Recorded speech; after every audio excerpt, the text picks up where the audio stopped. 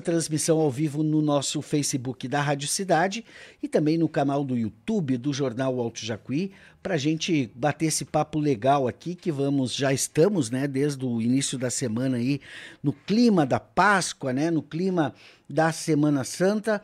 E agora a gente está recebendo uma convidada aqui no estúdio, que é da Copeagri, e a gente vai conversar com ela sobre um evento bem legal que acontece na quinta-feira aqui em Ibirubá, que é a Feira de Páscoa e do Peixe Vivo, promovida aí pela Copeagri no dia 17 de abril, né? Agora quinta-feira, das 7 da manhã até as 18 horas.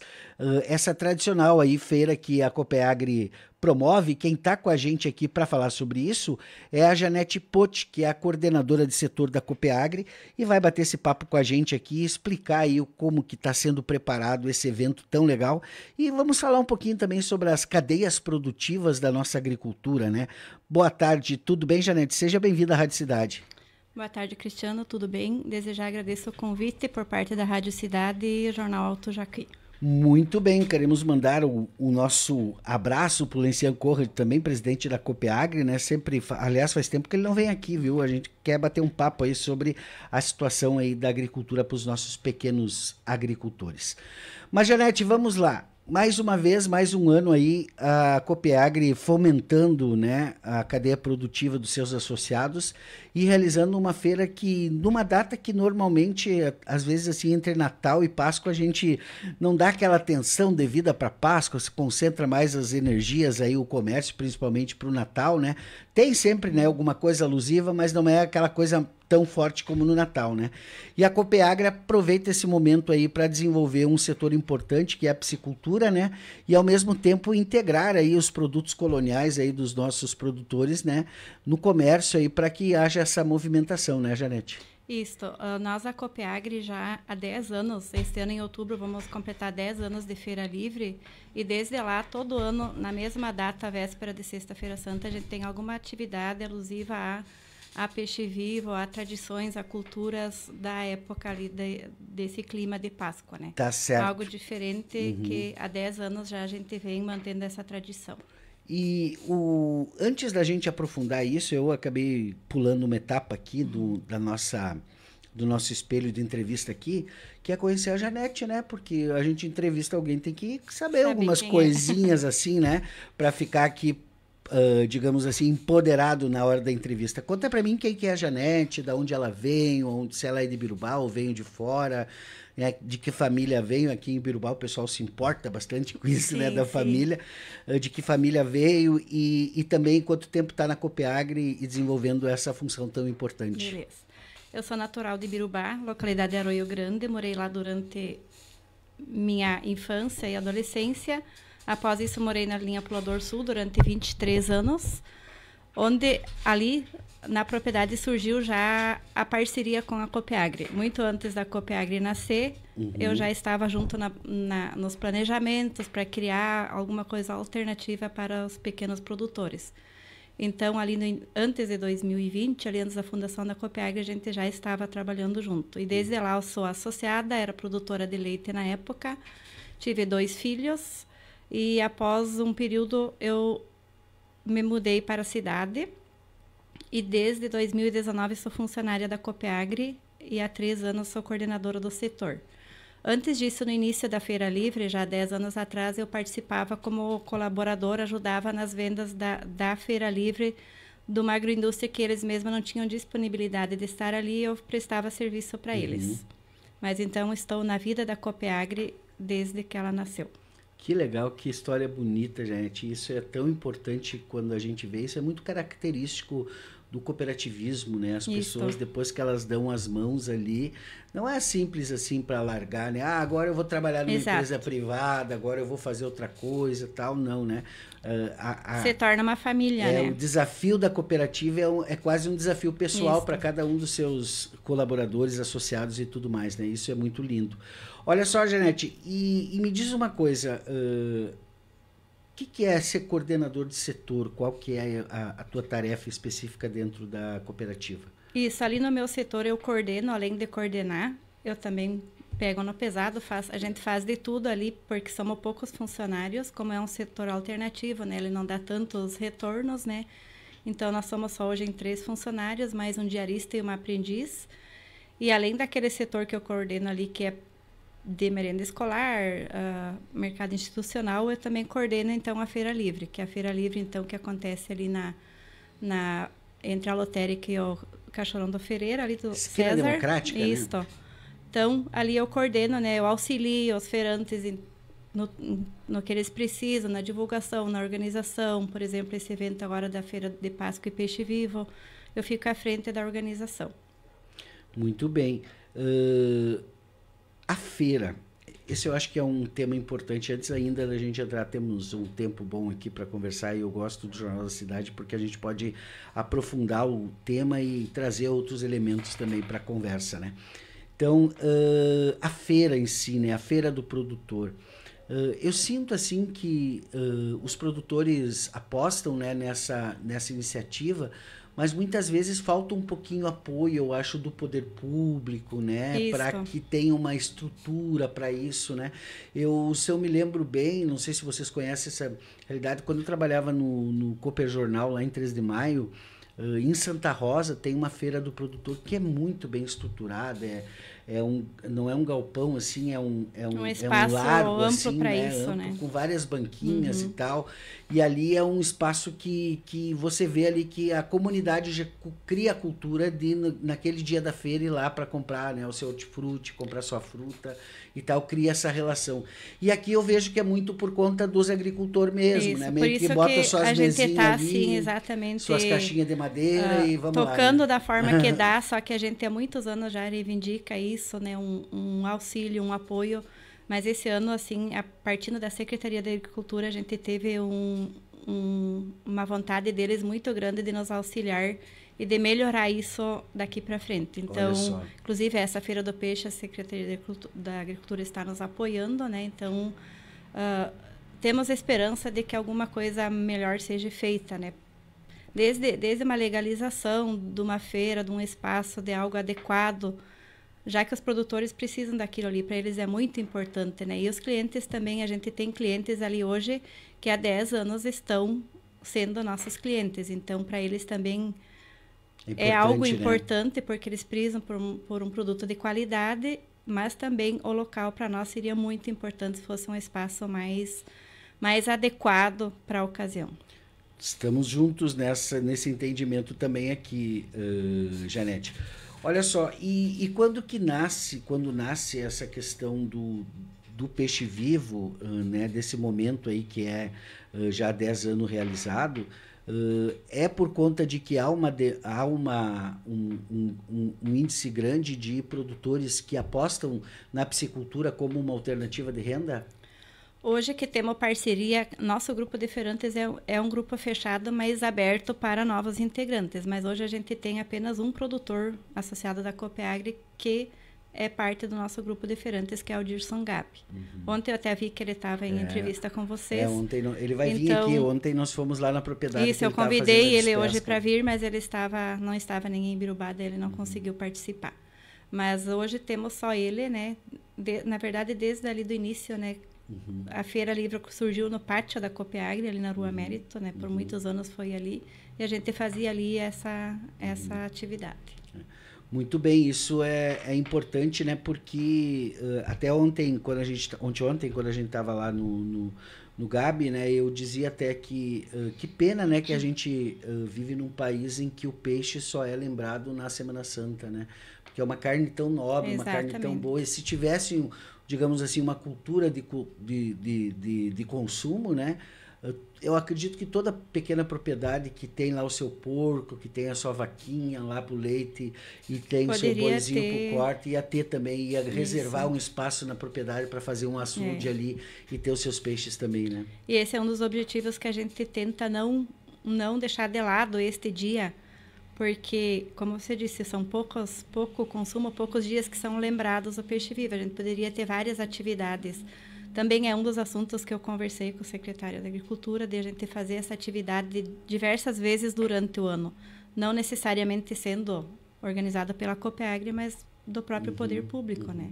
E hoje vocês têm, Janete, um mapa, por exemplo, de quantos produtores nós temos aqui? Por exemplo, o Gabi nos disse que só ele produz em torno de 20 toneladas de peixe por ano. Não, né? eu não tenho número de produtores assim e de quantidades de produção fora.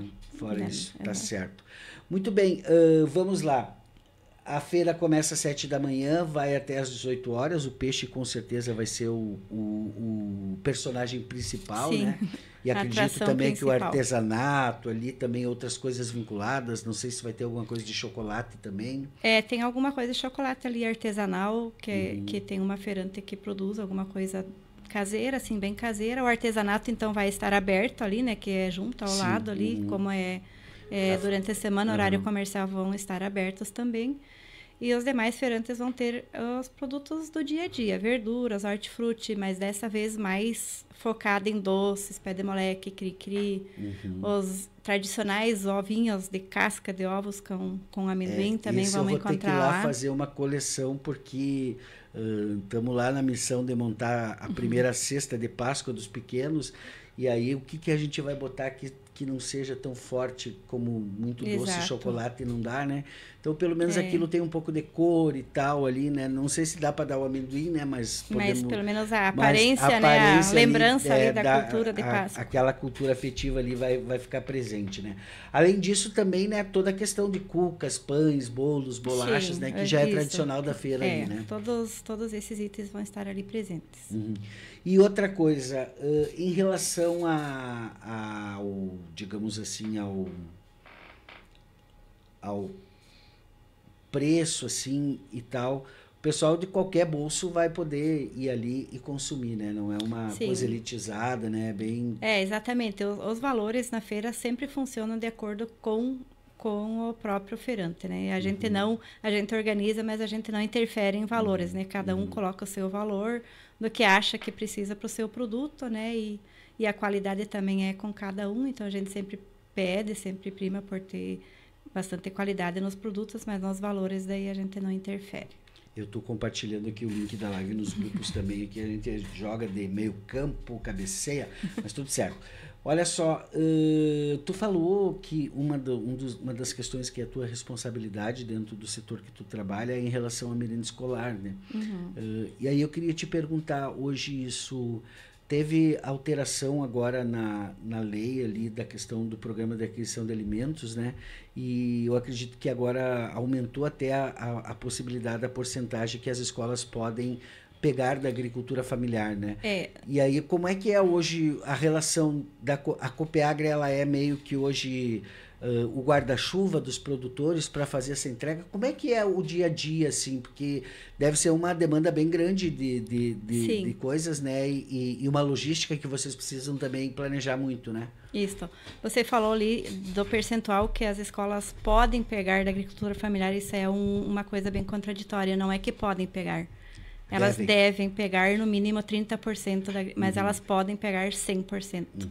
Tipo, a lei permite que usem 100% da agricultura familiar. Inclusive, essa semana, falando com a nutricionista aqui do município, ela vai atingir os 60% esse ano da agricultura familiar, do valor do recurso que vem do governo para a merenda escolar. Olha só. Em torno de 60% da agricultura familiar. E através desse convênio com a Copeagri, tudo vem daqui, dos produtores daqui? A lei do PENAI, né, exige que produtor local tenha prioridade, mas a organização social sempre tem prioridade antes do produtor local. Então, como a Copeagri é situada em Ibirubá, toda vez que a Copeagri entrar com algum projeto, vai ter prioridade antes de qualquer produtor individual. Entendido. Então, aqui em Ibirubá, toda a logística da agricultura familiar é organizada por nós da Copeagri. E como é que funciona isso na prática, Janete? Tipo, o caminhão vai lá na propriedade, busca... Não, na prática o dia começa cedinho na segunda-feira, né? Os produtores levam o produto até nós temos uma central de distribuição ali na ARS. Então, sempre na segunda de manhã que começa a rotina da logística de entrega, mas a rotina começa na semana anterior, na verdade, que as escolas enviam os pedidos na quarta-feira da semana anterior, quarta, quinta-feira, a gente separa os pedidos, envia para os produtores e eles se organizam com a produção e nos trazem, então, de acordo com a demanda. Uma boa parte vai na segunda-feira, o restante na terça e alguma coisa na quarta. em virtude que todas as escolas querem o quanto antes, né? Sim. Mas como a gente tem uma demanda grande, esse ano a gente consegue organizar assim. A maior parte entregamos na segunda, uma parte na terça e um pouquinho na quarta-feira ainda para terminar todos os colégios, que hoje a gente já está com 8 municípios trabalhando. 8 municípios. E vocês entregam só para a rede municipal? Não, estadual também, Instituto Federal também. Olha só, que legal. Isso é muito importante. Hoje, então, a questão da merenda escolar é uma grande fatia do trabalho desenvolvido pela Copiag. Não digo porque a commodities é muito... Isso, é uma grande mais... fatia em trabalho, em produtos, em quantidades, não em números, não é a maior fatia. Eu não digo em números, né? Mas eu digo em importância da cooperativa. Importância social é uma fatia muito grande. Porque, por exemplo, só receber grãos, bom, qualquer cooperativa cerealista a gente sempre diz, os grãos É. envolvem números altos, mas o nosso trabalho socialmente é muito visível, muito bem visto na região. E o que a gente produz para entregar para as escolas aqui, Janete? No fim, virou uma conversa da merenda escolar, mas é que é importante também, né? Não, a gente chegou a um ano ter quase 100 itens que passavam por nossas mãos, né? Hoje a gente trabalha basicamente com 60, 70 itens, né? Toda a linha de panificados, então, dos mais diversos, desde de pães, bolachas, biscoitos, massas, até esfiras, tortinhas, que cada vez as nutricionistas vão introduzindo novas receitas. Então, elas nos passam, a gente fala com as agroindústrias, elas podendo produzir, a gente... Quantas agroindústrias nós temos aqui hoje? De panificadas, nós temos 2. Uma em Ibirubá e uma na 15 de novembro, que a gente trabalha. E em Ibirubá tem mais a de doces e geleias e tem a do suco de laranja em Ibirubá. Mas nós temos associados, temos 6 agroindústrias. Tem de Tupã-Siretã e temos agora a mais recente de Cassiara, que é de laticínios, que é Olha associada que a legal. nós. Né? Então, aí tem toda essa... Vocês recebem lá da escola a lista do pedido, do pedido, termo de recebimento. Né? E aí vocês... Aí tem uma internamente ali, vocês montam os kits. Internamente é um trabalho bem... É dividir tal coisa para aquela escola, tantos pé de alface, na verdade, as escolas pedem as quantidades que precisam. A gente vê se tem como atender todo o pedido e aí a gente distribui entre os produtores. E já chegou momentos assim que vocês olharam, não tem produção, vão ter que dizer não? Principalmente agora, no início do ano, novamente, as verduras, né? Tem algumas verduras muito sensíveis. A alface é um exemplo grande disso, né? Em virtude de uma estiagem e o calor excessivo, a gente teve falta de alface no início do ano. Agora, um produto que está assim bem carente é a couve-flor, porque ela é mais demorada, então está começando a ser produzida agora, então a gente tem uma dificuldade, muitas vezes sim, em virtude do clima, né? De verduras. Os panificados já não é tão difícil porque ele é produzido de acordo com a demanda. Certo. Eu acho isso muito, muito incrível, assim, porque... Como a gente não tem, para mim teria que ser assim. Eu lembro, uma das lembranças afetivas muito legal que eu tenho quando eu era criança, era dos agricultores vendendo os seus produtos direto ao consumidor, né? Então era muito comum, eu sou da cidade, né? Então era muito comum você ver ali uma pampinha, às vezes até uma carroça, né? Com o agricultor lá com a verdura, com o tomate, com o ovo, né? Eu fui até vendedor um tempo disso, quando eu era moleque, assim, ajudava a vender, batia de porta em porta e oferecia. E isso, por conta das legislações sanitárias e tudo mais, isso foi perdendo um pouco, né, o espaço e totalmente, na verdade, né? Sim. E aí tornou essa coisa porque ali não tinha atravessador, né? Exato. Ali era o agricultor direto com a relação com o consumidor, né? E aí acabou também que ficou muito difícil para o agricultor e daí veio toda aquele lobby que eu digo, né, da ideia que hoje já está incumbida, mas que, no meu ponto de vista, foi equivocada naquele momento, né? De que o cara que tem 5, 10, 12 hectares ali, que para ele também era vantagem plantar grãos, quando, na verdade, a gente sabe que quanto mais pequeno tu é, mais complicado é tu produzir grãos, né? Tu não produz muito. Na verdade, isso tudo começou por causa da falta de mão de obra também, né? A produção de grãos, hoje em dia, toda mecanizada, se tornou muito mais fácil. Fácil, mas hoje o agricultor está endividado por causa disso, exatamente, né? Qualquer frustração de safra não tem nenhuma outra renda, né? Então, essa parte de hortifruti, nessas produções em menor escala, é uma renda garantida mensal, né? Não é aquele risco tão alto do que só produzir uma cultura, né? Hoje é isso que está pagando aquela conta que o leite pagava antigamente? É mais ou menos isso.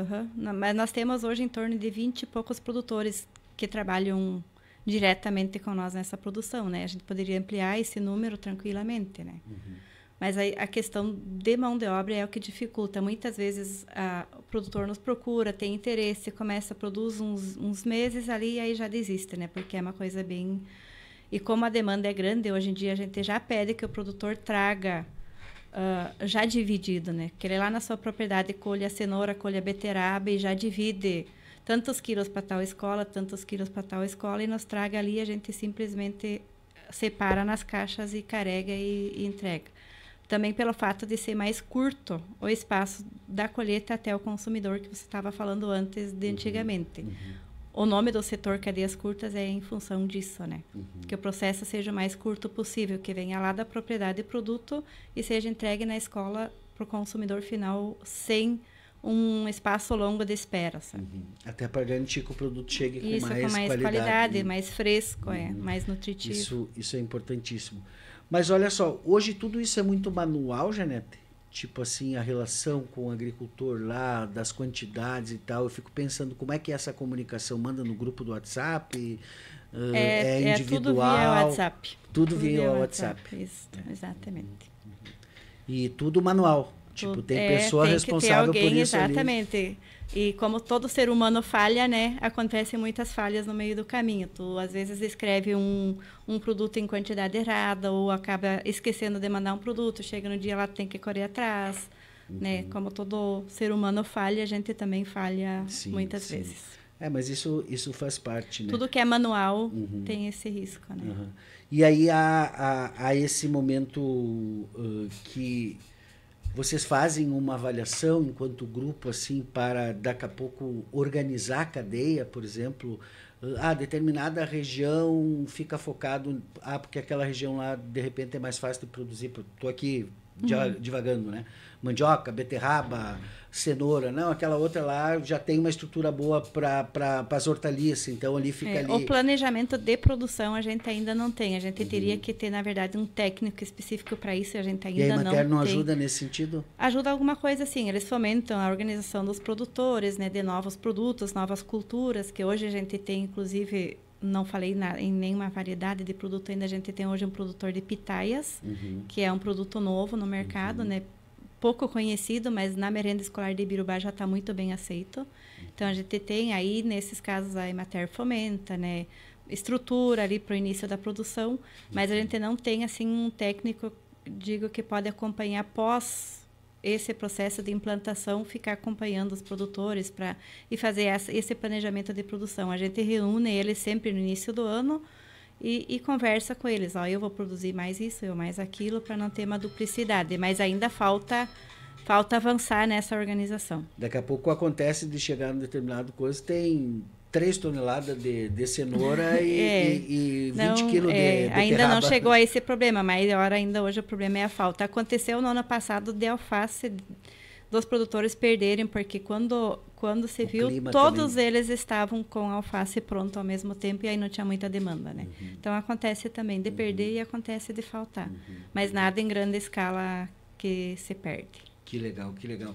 E a feira acaba sendo um momento também, né, daquilo que não foi do excedente ali, de colocar à disposição da comunidade, com a mesma qualidade, com o mesmo, né, mas colocar à disposição da qualidade, né? Que é mais rápido ainda, então, ali o processo. E tu percebe, assim, Janete, um aumento da adesão da comunidade de ter ali, porque todo mundo sabe, né, que é sexta e sábado que é o dia da feira? A nossa feira é no sábado de manhã, na terça de manhã e na quinta à tarde. Na quinta à tarde, Eu sei, eu estava lembrando agora que tinha num dia de expediente que acontecia também. Mas aí a comunidade já tem isso na sua agenda, tipo, ela sabe, já leva sua sacolinha de casa lá e tal. A gente tem disponível também uma sacola ecológica, que a gente tem disponível para venda, né? Mas poucas pessoas adquirem, mas existem várias pessoas que têm a sua sacola que trazem de casa.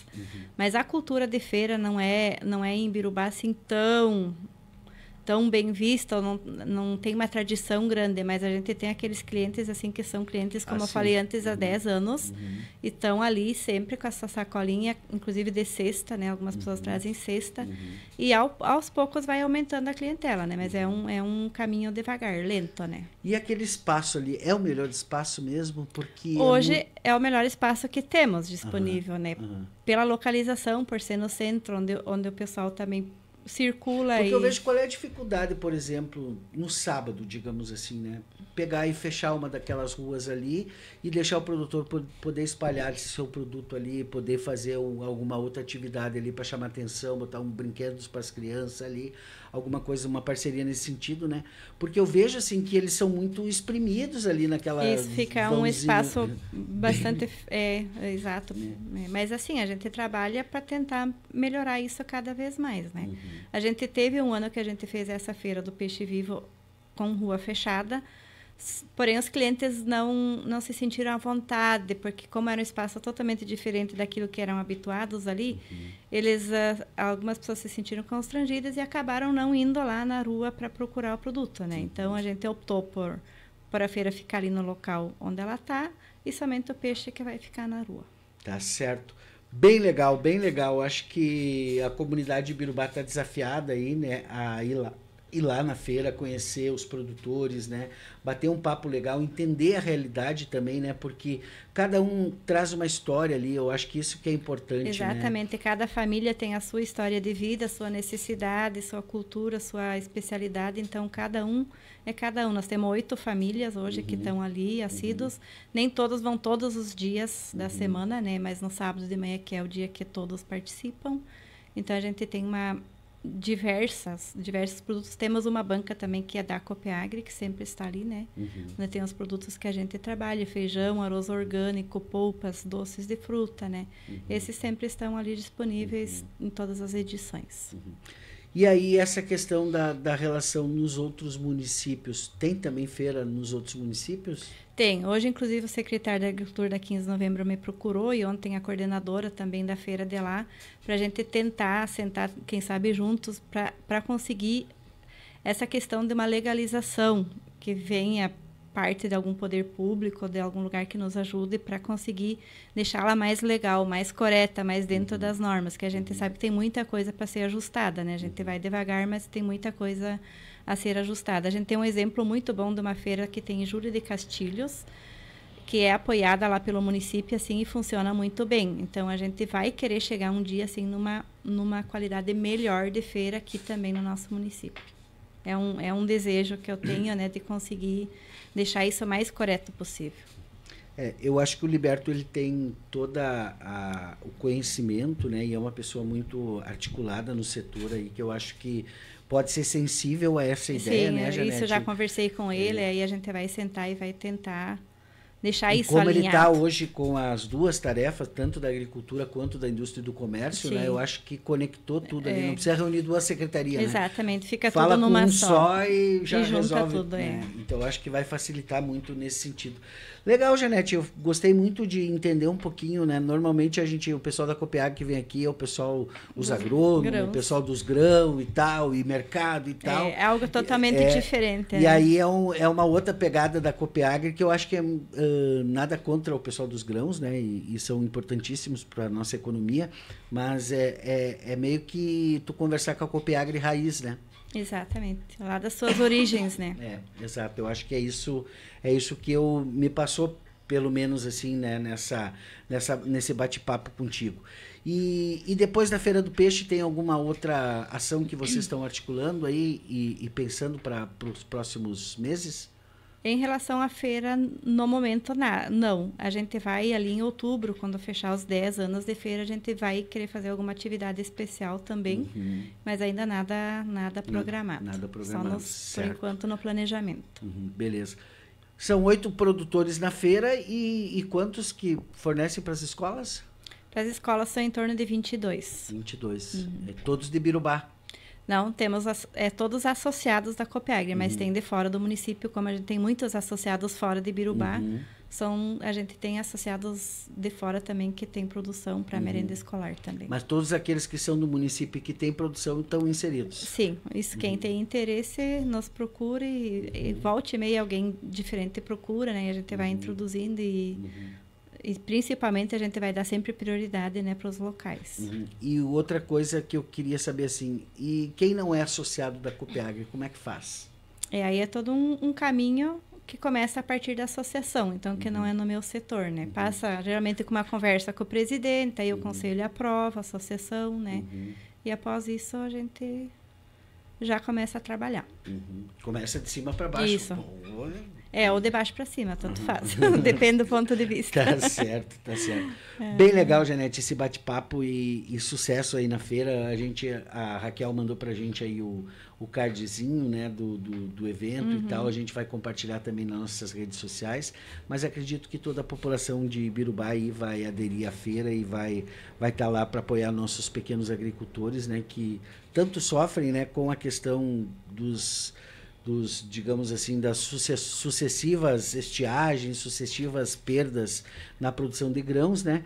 E que eles possam ter aí, né, nessa produção mais diversificada aí na rotatividade de culturas na sua propriedade e também de produtos, né, possam ter aí um socorro necessário pelo menos para o seu dia a dia, né? Eu acho que esse trabalho que vocês fazem, eu acho que cumpre um pouco esse papel, né, de ir mantendo ali o agricultor na propriedade, né, porque daqui a pouco se ele fica ali e só toma bordoada, né, ele vai embora. Daqui um pouco a gente não vai mais ter produção de alimentos, né, tipo, vai ter que vir tudo de fora, tudo numa larga escala e é muito importante manter essa produção local, né, esses produtores E locais. nesse tipo, no teu setor, com o pessoal do grãos, a gente já falou sobre isso, mas eu queria ouvir de ti, assim, a sucessão familiar é um problema para esse tipo de produto que tu tá focado, assim? Eu acho que é um problema maior no nosso setor do que nos grãos, porque nos grãos é mais tranquilo. Como é tudo mecanizado, né? Até assim os jovens gostam de ficar e tocar, né? Mas na nossa produção é mais difícil. A gente já está sentindo, tipo, os filhos casando, saindo da propriedade e aí vai faltando mão de obra. É uma atividade que judia mais da pessoa, então se a pessoa já está com uma certa idade já se torna mais difícil, porque tem que trabalhar muitas vezes abaixado, né? Nem toda a produção tu consegue levar. Então é um trabalho mais judiado, né? Então, eu acho que nesse setor é mais difícil do que no setor de grãos. É um trabalho duro, né? Exatamente. Aquela coisa mais manual. Muito bem, é isso, e a gente fica torcendo para que, né, a gente consiga construir uma cultura, né, importante assim, de diálogo com as novas gerações, né, deles entenderem também que talvez muitos agricultores não estão na propriedade somente porque, olha, é o melhor lugar do mundo, né? É aqui que eu vou construir minha riqueza, né? Vou prosperar e tudo mais, né? Que é essas conversas que a gente ouve aí, que é passado para essa moçada aí. Eles olham lá no celular, tem lá um guru lá dizendo para eles que se eles não precisam nem estudar, capaz, faculdade para quê? Né? Vai aí, se tu for inteligente aqui, tu souber vender, usa a internet, tu tem uma máquina de fazer dinheiro na tua mão, que é teu celular, tu vai lá e tu vai ganhar dinheiro, tu vai ficar rico e muitos acreditam nisso, viram influencer, iludem, né? Viram influencer, viram não sei o quê. Hoje em dia cada vez mais, né? E aí não dá valor para essas coisas mais exatamente, que às vezes está ali, né, diante dos olhos, na palma da mão e deixam escapar, né? E depois para tu começar de novo é muito mais difícil. E não precisa fazer igual os pais, né? Isso também que eu acho também. Os pais também. Tudo se moderniza, né? Tudo se... Os pais também eu vejo muito conversando, principalmente com o pessoal do STR, aqui do Sindicato dos Trabalhadores Rurais, a Dani, que é da FETAG, que foi colega minha de jornalismo e tem uma cabeça gigante assim para discutir esse tema. É filha de agricultores, mora no interior, mora na roça. E a Dani me fala isso, né? Que também tem esse problema da família, né, Janete? Que é o seguinte: o pai aprendeu com o seu pai e aí ele quer passar aquele conhecimento daquele jeito para o seu filho. Se seu filho que siga da mesma forma, né? Se o filho der uma curva diferente ali, introduzir, pai, quem sabe vamos introduzir determinada tecnologia aqui, a gente vai produzir mais, não vai sofrer isso tanto. Precisa ser de ambas as partes, né? Uma cedência de ambas as partes, né? Então, acho que é isso que está faltando, a possibilidade de sentar e ver que produzir alimento, eu analiso, eu não sou colono, mas eu analiso o que é a profissão do futuro. Exatamente. Porque produzir boia, nós vamos ter que produzir, né? Isso. E aí, para esse trabalho da cidade, esse trabalho repetitivo, essas coisas que a gente costuma fazer, hoje já tem tecnologia para nos substituir, né? Mas lá, fazer isso aí, ficar crocado lá, né? Não tem robô que faça isso. E se tiver, vai ser muito caro, não vai valer a pena para colher mandioca, né? Vai ser para o grão, bem vai isso, ser acho que cada leite, vez mais, né? temos que valorizar essas atividades e apoiar, porque eu também sempre digo, é o futuro, né? Futuro nós precisamos de alimentos e alimentos saudáveis. Saudáveis, né? Principalmente, né? Hoje cada vez que a gente entrevista especialistas aqui, né? Nos falam, né? Do que o ultraprocessado causa na nossa saúde e na nossa vida, né?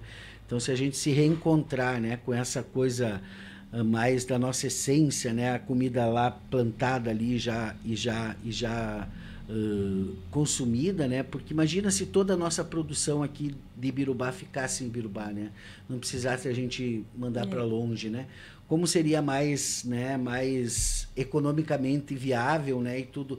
Mas, infelizmente, eu prefiro comprar um arroz no mercado ali do que comprar o arroz da Copeagre, né? Ou o feijão no mercado lá de uma cerealista não sei da onde, do que o feijão que está ali da Cotribá, da Copeagre. Isso tudo também é em falta. Hoje em dia todo mundo está muito corrido, tudo muito, muito rápido, falta de tempo, né? As pessoas preferem ir num local, pegar tudo o que precisam, do que às vezes se tirar um tempinho, passar numa feira livre, né, comprar algo diferente. Porque hoje em dia todo mundo está muito corrido, né? Eu acho que é um processo também que temos que desacelerar um pouco. Mas por que a gente está correndo, né? Quem é que disse que nós temos que correr? Não sei, né? Parece que a vida é uma corrida e ninguém quer ficar para trás, né? Um acompanha o outro. E é geral. É isso que a gente tem que aprender com o povo oriental ali, né? Ficar para trás não necessariamente é perder, exatamente, né? Mas é pensar mais, é analisar cada passo que tu vai dar, para onde que eu tô indo, qual é o resultado que vai dar e tudo mais.